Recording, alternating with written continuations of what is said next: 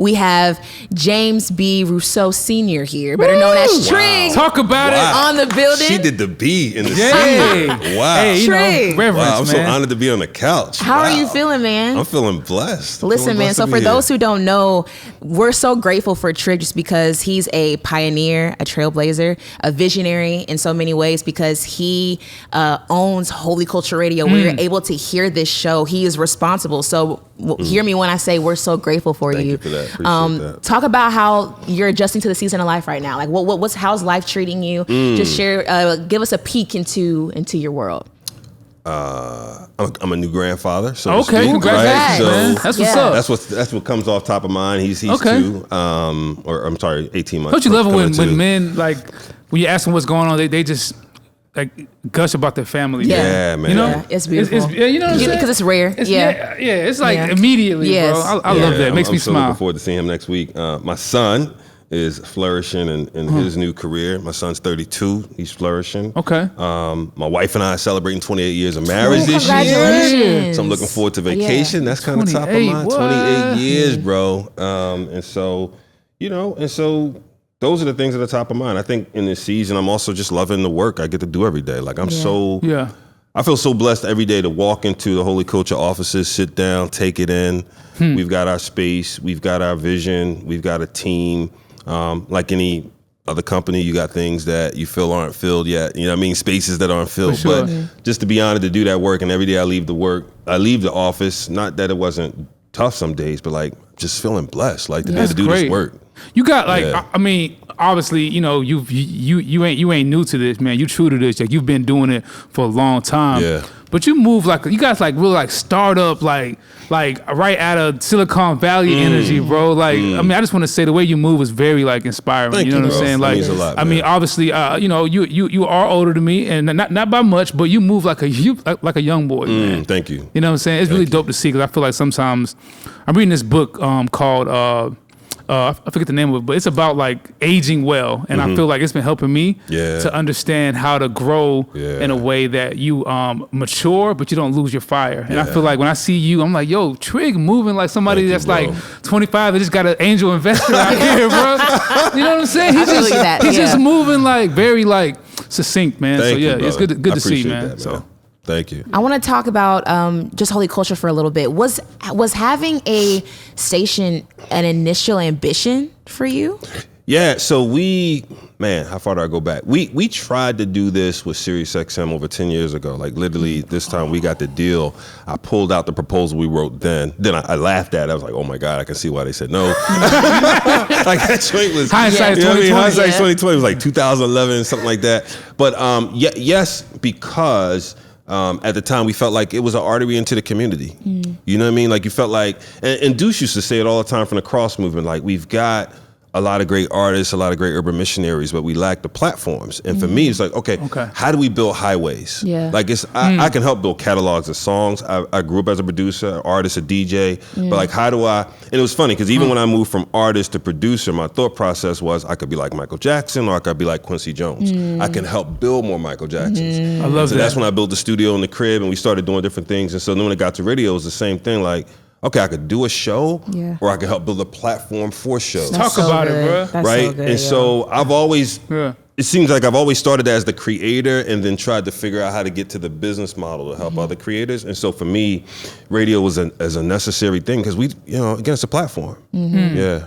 what are the that's so inspiring in so many ways. What are the highs and lows that come with like creating a platform? Because don't get me wrong, everyone wants to be the boss. You know what I'm saying? Everyone wants to be the boss, but so much comes with that. But you also learn so much and it builds character in you. Yeah. Can you speak on that a little bit? Yeah. I think the highs are, if it's missional, then you're living into the mission, right? And that's obviously with anything, but that's the first thing that comes to mind when I think about building a platform. For me, it's not for Holy Culture's sake. It was for the genre, the community, for the presentation of the gospel.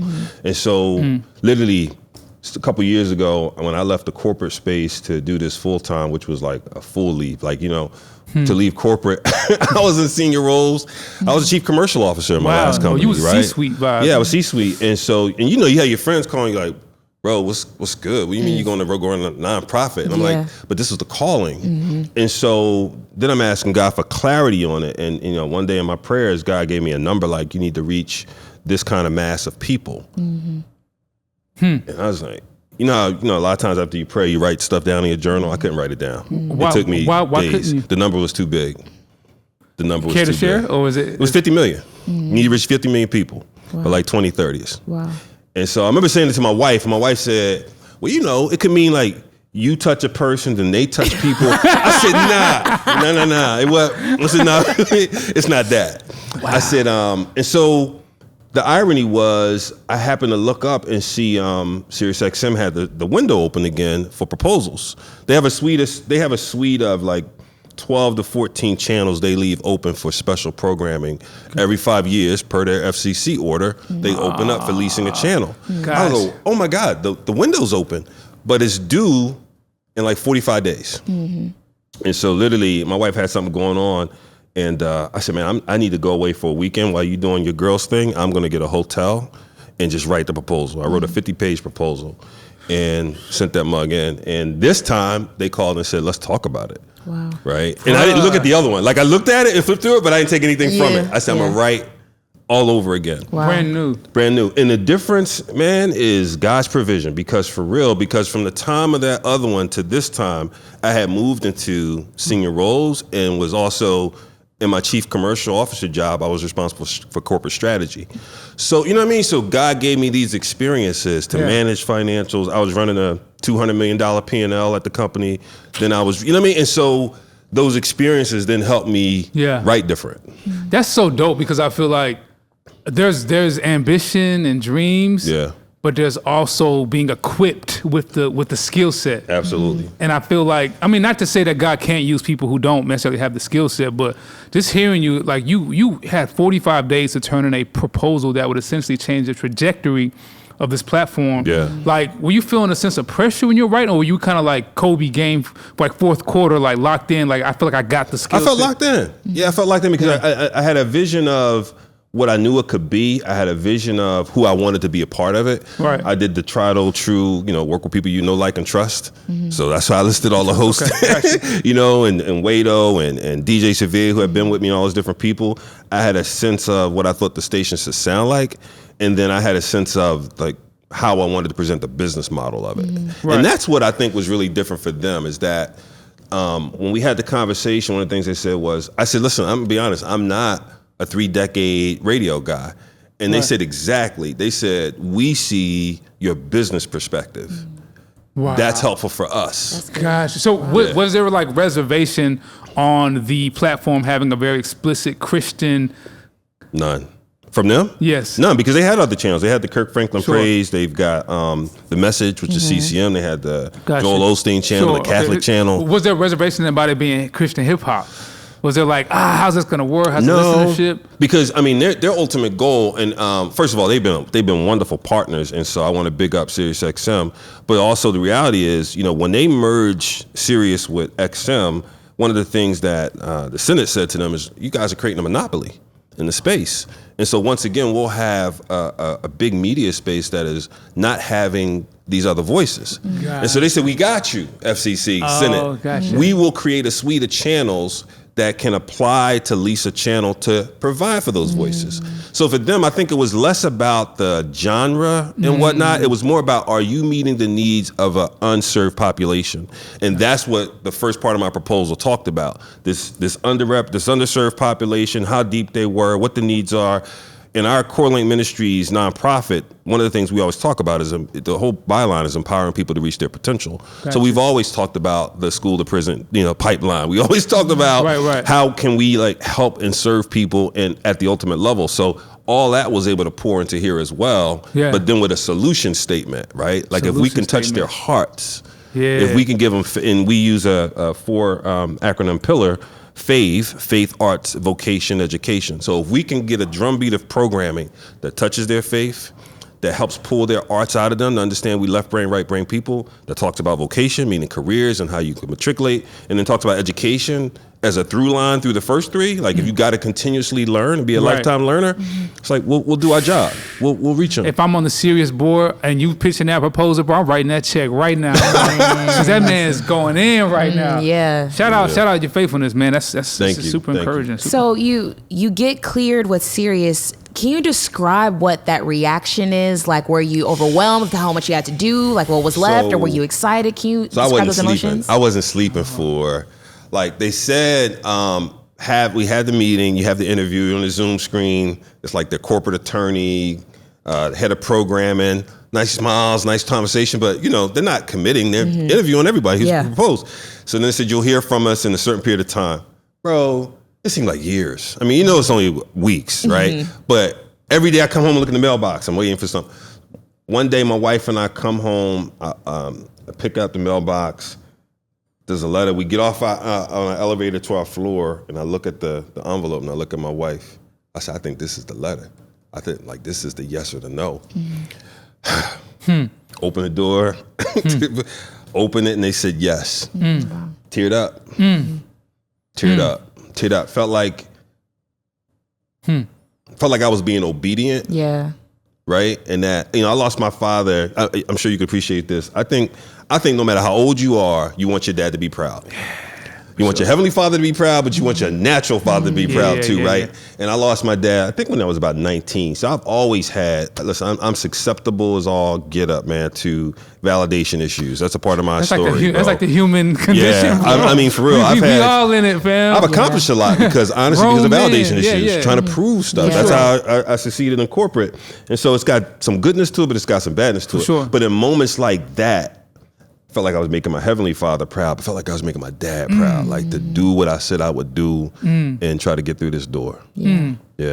And those tears, obviously tears of joy and just relief. Sure. How did those tears represent a bigger community? Like, was it? Did you feel like a weight or responsibility, or hey guys, this is our moment too? Like, talk about how those tears reflected the larger community as well, man. Wow, that's a good question. I think, first was, okay, now we got to get this money up. Now we got to put the money up, right? Yeah. And I had already told my wife, this is what it's going to take, told my accountant, this is what it's going to take.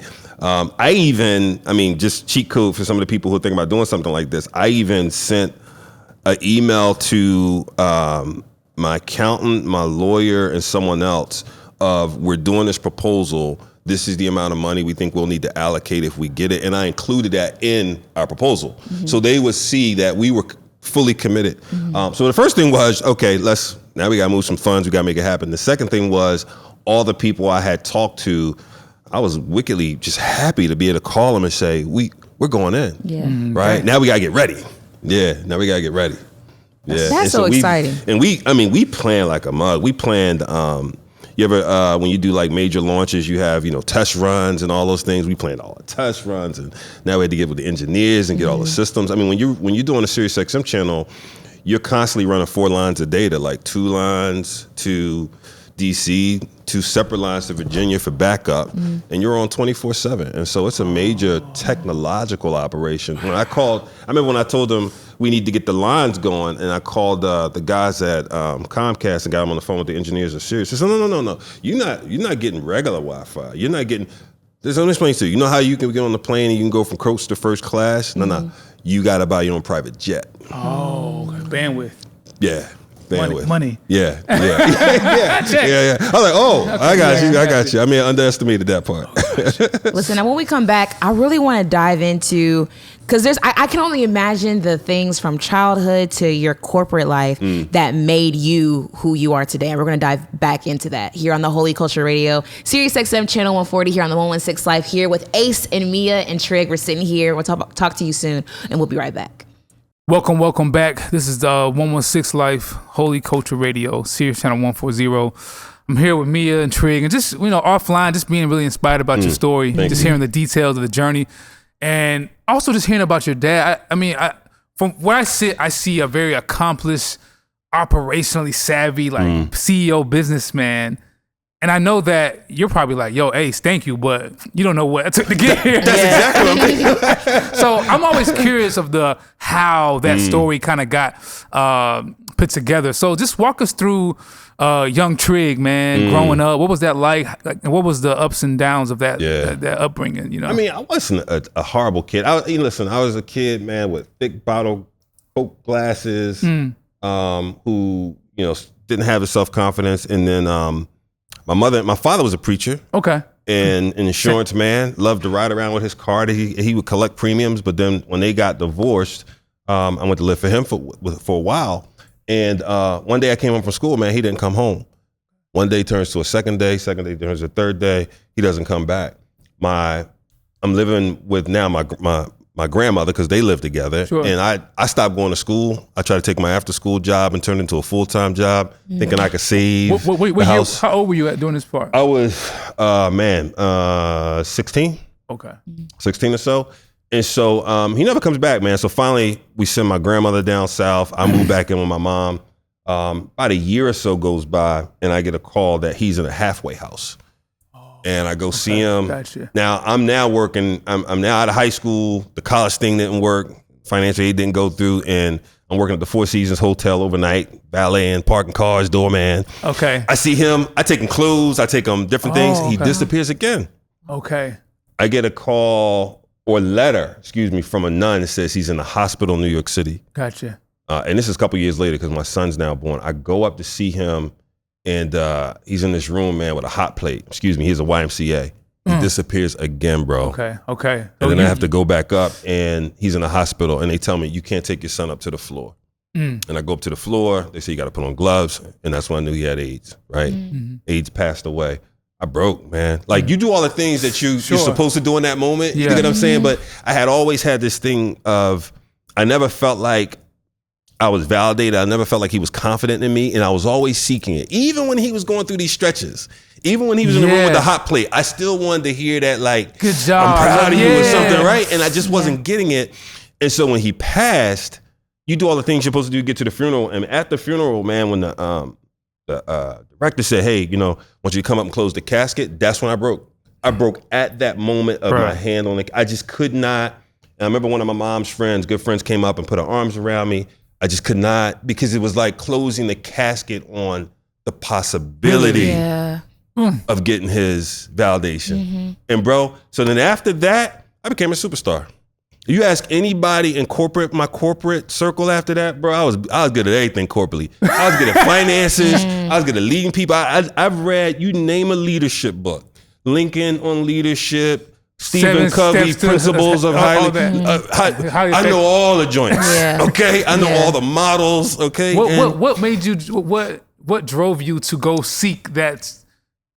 Yeah, I think unconsciously, man, just validation, just wanting to be acknowledged, just wanting to be seen. And I didn't know it. And I'll be honest, man, I did it for years. I was excelling at JP Morgan Chase. I became, again, one of the youngest senior vice presidents, and so on and so forth. And then I had a moment of, okay, something's not totally right. You think what I'm saying? Like, and I remember I finally said, I'm gonna go see a counselor. And you out of your own inkling, own tuition? Well, I had a couple moments of acting out that I knew weren't healthy. Sure. And so I said, let me go see this. And he was so good to me. He said, you know what I need you to do? He said, you need to tell your father how you really feel. And I was like, what? He said, write it down. Write it in a letter. I wrote the first draft and I brought it back to him. He said, you open with, Dad, sorry we haven't talked in a while, this, that, and that. It's not your fault you haven't talked. Why are you opening with an apology? I need you to say exactly what you need to say, because then we're going to put it in the bottle, and when you go on vacation next month, you're going to send it out to sea, assuming he gets it. Bro, I wrote that second copy. That second draft? He was like, that's it. That's the one. That's the one. The rewrite. That's the rewrite. I think my wife and I were in the Bahamas or something, sending it out to sea.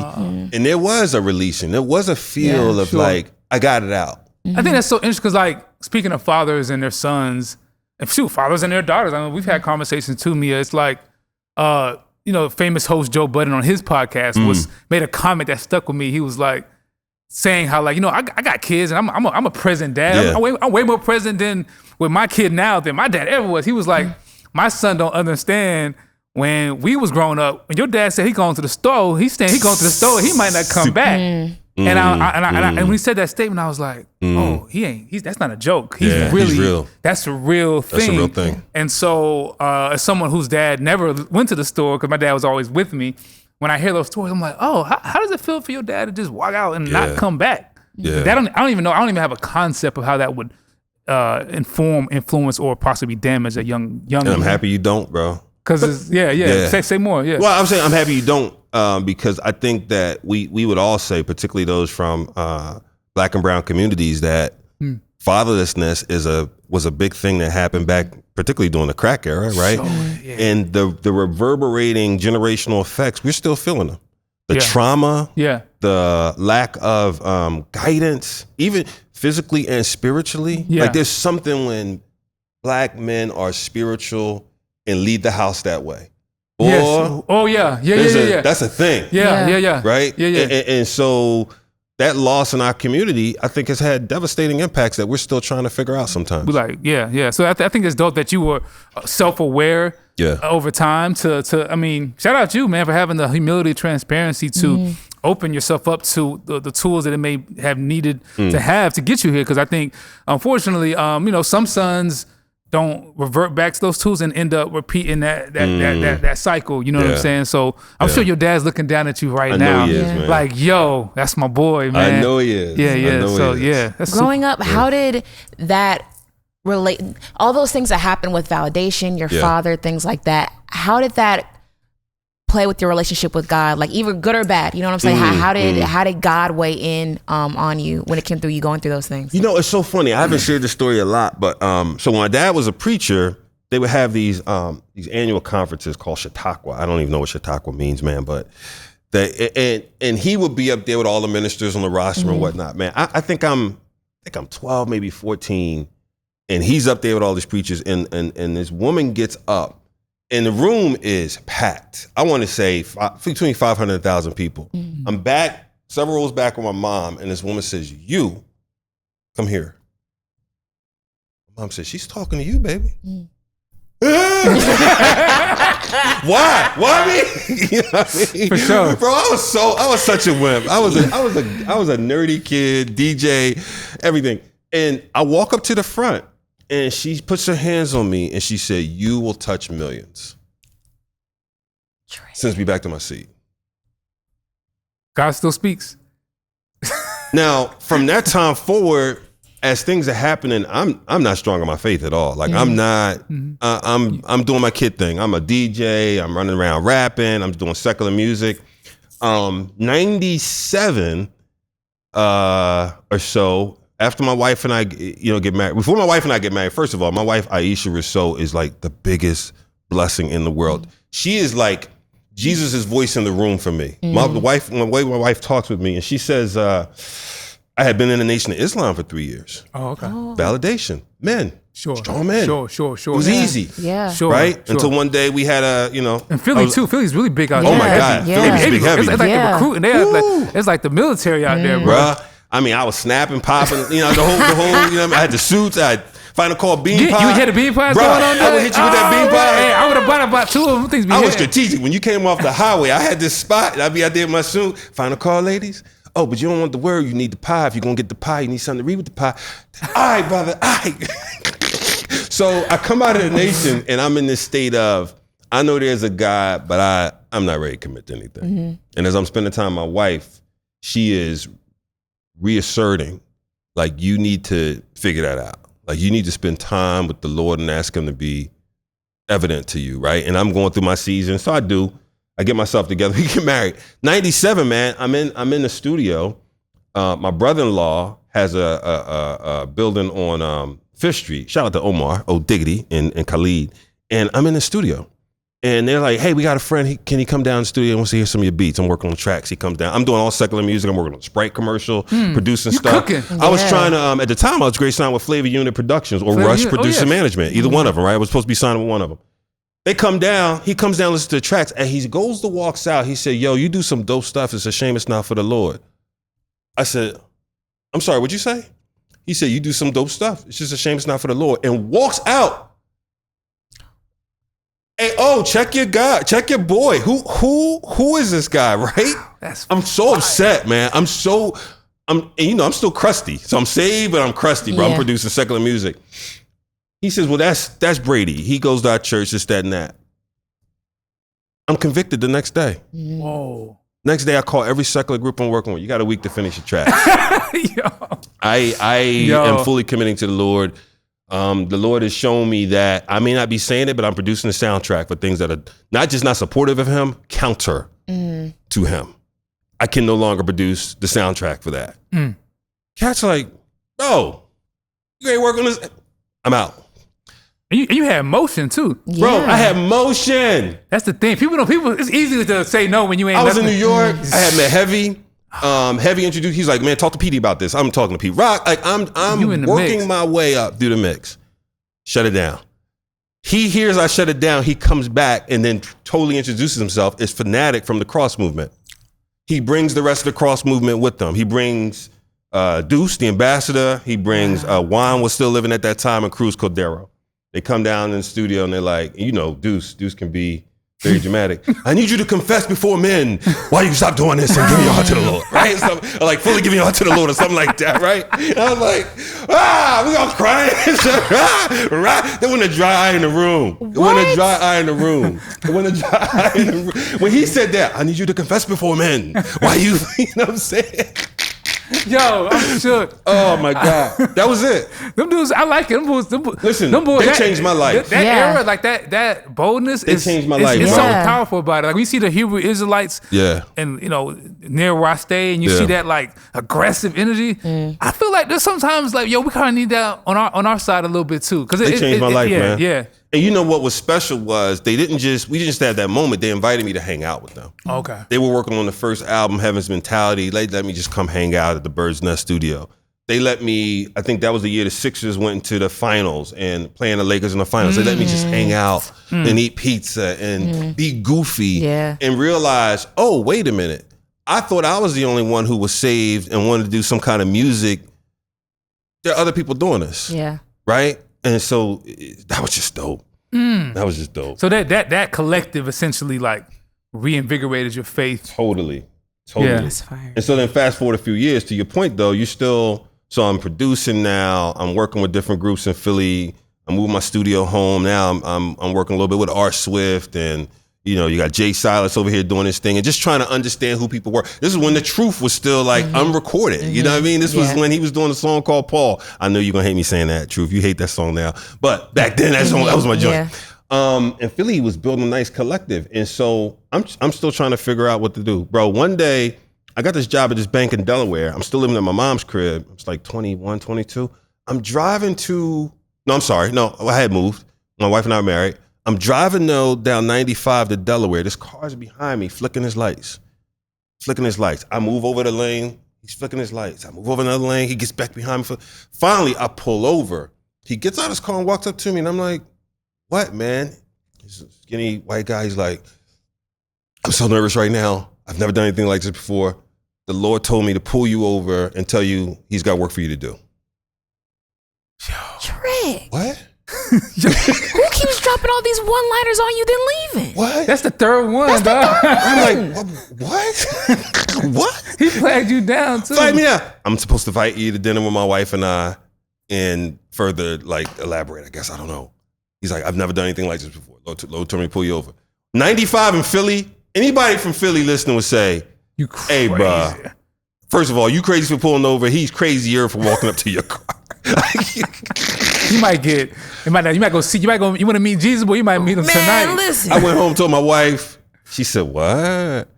Dinner? Where they live? So it was a white dude? Yeah. My wife said, all right. We look them up on the map where they live. This is before we have phones and maps. You got to go on the online. We're like, damn, this little area in Jersey. We should tell people where we're going. Like we go over for dinner, beautiful dinner. He just said, look, God spoke to him and wanted to make sure without a shadow of a doubt that you knew he's got work for you to do. What do I do with that? I mean, I'm praying. Like, what I do with that? That's amazing, man. Yeah. That's amazing. I think just hearing your story and like the inner workings of the behind, the backdrop of it is so like, it's really inspiring, man. And it's also seeing God's hand that was in it through all of that. When we get back, I still want to dig some more. I still want to get to because how the holy culture and the leaving corporate and all that kind of came together. But we'll be right back. This is the 116 Life Holy Culture Radio. This is the Trig story. You know what I'm saying? For real. This is the Trig story. This is the Trig documentary. You know what I'm saying? God. We'll be right back, y'all. Welcome back, y'all. This is the 116 Life on Holy Culture Radio, Sirius Channel 140. I'm one of your hosts, Ace Harris, here with the amazing Meah Evans. And Trig, man, hearing your story is dope, man. Thank you, It's Thank really you. great. I'm just Good thinking to be about here. the guy who flagged you down. I'm thinking about the lady who called you out. I'm thinking about fanatic who told you why you ain't doing it for the Lord. Yeah. And all these things. So, I mean, did you know then that you would ascend into a space of like having this platform, or like how did it get to like? I mean, hearing visions and hearing, I guess, prophecy and all that is great, but I think for us in the faith, it's not just hearing; it's acting on what you're being called to do. So, how did those words lead into action and get into you know? It didn't for a while. I mean, Vic founded Holy Culture, then I joined in. It feels like 99, 2000, and then literally just with the radio show. And then a year or so later, he said, "Man, why don't you be a partner, given everything you want to do?" And then, he left probably in 06 or so. And then, I was at JP Morgan Chase for a while. Then I went to Allstate to be president of a new business there. You run a new business, it's Holy Culture was on life support. I mean, for a minute, I think people thought like, man, y'all still around. We weren't doing as much radio. The website was kind of fledgling. And then, but I said to God, I said, if I'm going to do this, I feel like I need to be fully in it. Right. But I need you to show me. Like, I am such a fiscally conservative person. I was like, I'm not how people tell those stories of I wanted to be a comedian, so I slept in my car for weeks and this. Nah, that's not you. Nah, bro, I ain't built that way. I'm gonna be honest. I need you, Lord, to show me that we can do this. And so that's the reason we took the job, because we had never left the Philadelphia area. So to move to Chicago and take that gig for 3 years. Okay. And I thought we would do that and come back. Then I get a call for another gig to go further to Dallas and be president of the B2B at that company and then chief commercial officer. The whole time my career is going upward trajectory, right? And then I get hit with it's time for you to roll. I'm like, hold up, Lord. You've been doing good in the companies. You've been working on diversity programs. You've been mentoring every person you can. You've been trying to remove the glass ceiling for some, help some avoid the glass cliff. Now it's time for you to go back to the hood, back to help the folks who are underserved, underrepresented, and do your work. And so I had wrote a book that was published in 2014 called Success on Your Own Terms. I was out speaking, and I was using my corporate platform to help me do the book. I'm speaking, like, oh, this is cool, this is cool, this is cool. I'm watching people take all these notes. I'm like, man, maybe we should do a workbook. So I call an instructional designer. She helps me design a workbook. And we're like, maybe we should develop a course. We're doing this while I'm doing my full-time gig and trying to maintain Holy Culture in CoreLink, which is you're busy. All right, bro. I'm working midnight. Bro. I could at that time I could work to midnight, 1 o'clock, and get back up at 5, no problem. Not now, but that then. I know what you mean. You know what I mean? And so So 2018, there was a change in ownership of my company. I said, this is probably, if there's going to be a time, this is my time to roll. And that's when I left.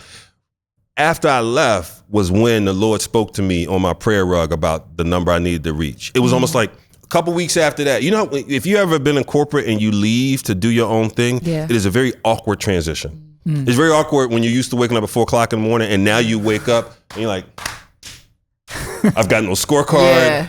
What do I do? I've got no team. I've got nothing. What's the deliverables? What's the task? Right. And my wife's like, this is wonderful. This is where you want to be. He's like, yeah, but it's silly putty. Now I need to take the skills I had and create a strategy. What are we going to do? How are we going to bring this to life? For the first year, bro, you talk about swinging and hitting nothing. I didn't know what I didn't know. So as a nonprofit, we knew we wanted to take this curriculum out, help young Black kids figure out their passion, purpose, how to live it out, how to help someone else. That was the overall premise. Next thing I know, I hired somebody who can help me do this. find out, well, there's already 200 nonprofits in Delaware doing that. I mean, if there's already 200 people doing it, can we partner with them? Can we figure it out? And then it wasn't too far after that we did that. We said, well, let's at least do something meaningful with Holy Culture. Let's start building some technology. And that's when we dropped the mobile app. Oh. And that really started to spark back up for Holy Culture. Now that we had our own mobile app, we were putting more content back out. We were starting to, you know what I mean? Starting to flourish a little bit and grow an audience. And then it was not too long after that the Sirius XM opportunity window started to open up. Yeah. So with CoreLink, how was it like raising funding and how was that difficult? Because you essentially left corporate and you're building a nonprofit platform while also building Holy Culture. Yeah. Like, was it an easy muscle to flex, or was it take a little bit of like bumps and bruises? It was hard. Okay. It was hard. It was hard. You know, we my wife and I invested and said, look, we're gonna have to put the first seed in. Okay. Right. Oh, you stood on it. Yeah, we stood on it. We said we'll make the investment. We're gonna have to. And I just think anytime you want to, you know, the Lord gives a vision to a person, not a council. Yeah. And so you've got to, I think, have enough confidence in what the Lord is doing to not look for okays on it. That's such a right. bar. I mean, you have to. You gotta say it again. Yeah, bro. Lord gives you a vision, not a counsel, so you can't look for everybody to say amen. And that is spiritually and physically. Like sometimes, what they call that adoption curve. There's the creator, there's the mavens, right? Then you get up towards that cycle of mass adoptions, and then there's the laggards, right? That early stage founder maven is you. So if you're expecting everybody to jump on because you have a vision, I think you're going to be sorely disappointed. You have to make some of it manifest with God's help, of course. I think the artists need to hear that. Yeah. Because I feel like sometimes in the artist community, there's this sense of, I've got this vision, so everybody just jump on. Yeah. Right. But it's like, nah, God gave you, you got the ball. Right. So you got to like, you know what I'm saying, shoot the shot. Shoot the shot. Do something. And you're waiting for everybody to come on board. Right. And also my encouragement to the artists too, in the creative community is, don't be so petty if everybody didn't see it at first, okay? Yeah. That's that, like that, man, they didn't see my vision then, so they can't roll with me now. It's like, bruh, it's not everybody's supposed or equipped to see it. Right. And because God gave it to you specifically, Totally agree. not to the council. What you Totally said. agree. People get on at different points. It's like a train going from New York down to DC. People get on at different stops. It doesn't mean because they didn't get on with you in New York, they're less valuable. Yeah. They got on the train at the point they're supposed to, and they're going to get off at the point they're supposed to. That's so good. You know? That's so good. Yeah, so I'm just curious, like, in the state of like, you know, Holy Culture, radio, Christian hip hop. Speaking of artists, what are some things that you see now that we could like, you know, grow in, lean into to help? Cause we had a conversation at dinner last night. It was a good conversation. It's talking about like the state of like media, Christian radio. Yeah. We got this thing. I mean, it's great. I'm so excited for the people that and the stakeholders that are killing it. Yeah. What else needs to happen? And this is more so to the artists. What's something that, you know, they can do more of or better job of to help this thing grow? You know what I'm saying? And That's artists, such a hard conversation. Take the feedback, you know, with the grain of salt. You know what I'm saying?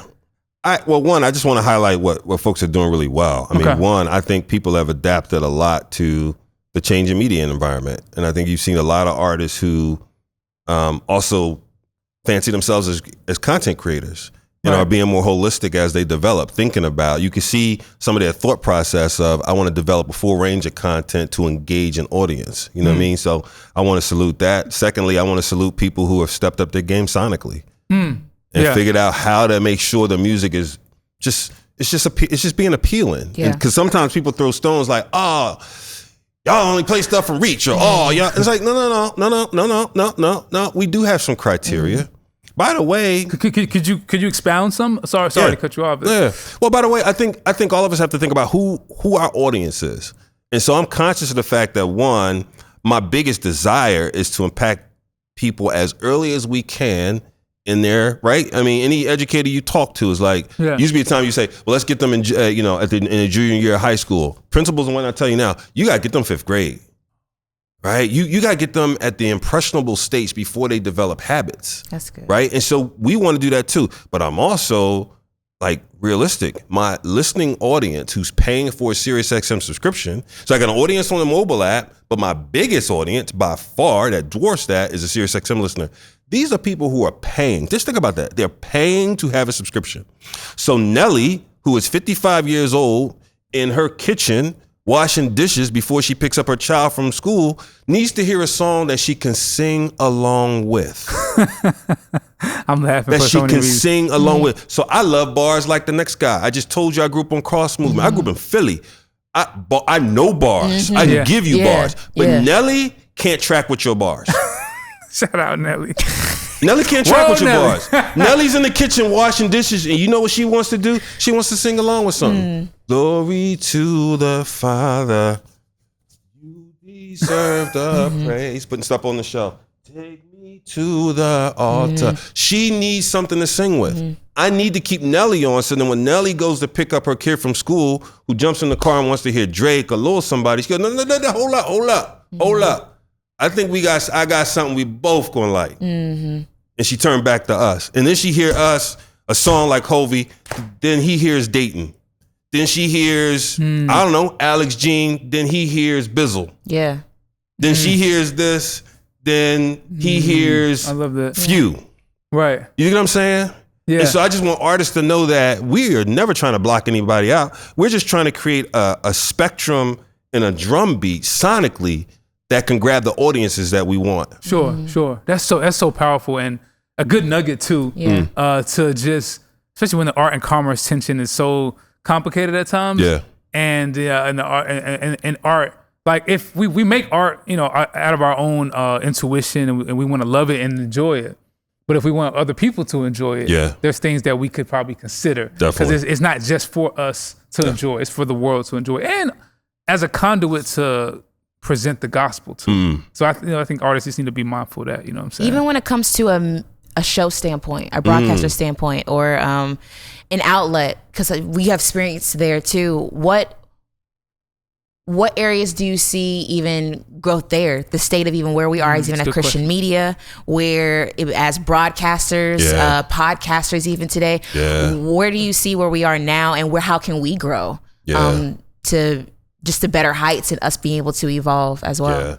So one, I feel like I'm a student, right? Like I'm a student of what's happening with media, and so anything I say would be what I'm perceiving at the moment, because I feel like I'm daily learning.